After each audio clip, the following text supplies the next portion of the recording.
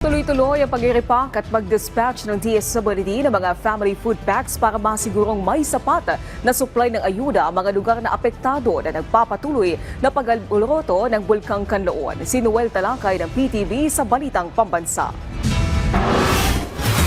Itinaas sa heightened alert ng Department of Social Welfare and Development ang National Resource Operations Center sa Pasay City at Visayas Disaster Response Center sa Cebu matapos ang explosive eruption ng Bulkang Kanlaon. Sinabi ng DSWD spokesperson Assistant Secretary Arin Dumlao na tuloy-tuloy ang pag-repack at pag-dispatch ng mga family food packs upang masigurong may sapat na supply ang mga apektadong lugar.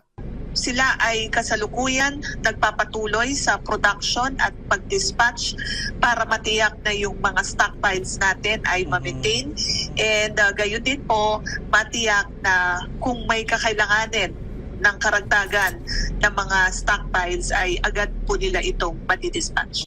Nagpapatuloy din ang koordinasyon ng mga regional offices ng DSWD sa mga local government units upang matiyak na ang mga dumarating na evacuees ay agarang mabigyan ng tulong. Ayon pa kay Asik Dumlao, may nakapreposisyon ng 152,546 na family food packs sa Negros Island region.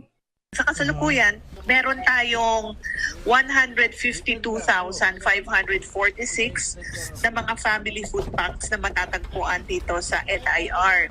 We have more than 88,000 family food packs in Negros Occidental, more than 58,000 family food packs in Negros Oriental, and more than 6,000 family food packs in Siquijor Island. Ayon sa DSWD Partnership Building and Resource Mobilization Office, nabukas ang Kaagapay Donations Portal para sa mga nagnanais magpaabot ng tulong kahit nasa ibang bansa. Maaring pumili ng donation channel sa DSWD, sa social welfare agencies o direkta sa mga LGU. Kung DSWD ang pipiliin, i-click ang arrow button, piliin ang DSWD Disaster Relief Operation at Disaster Event, piliin ang Mount Kanlaon Volcanic Eruption.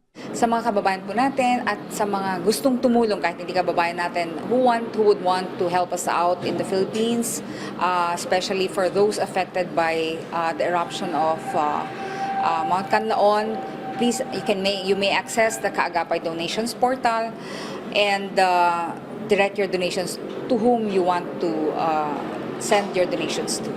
Panawagan ng DSWD makiisa sa mga evacuations protocol ng mga LGU at unahin ang kaligtasan.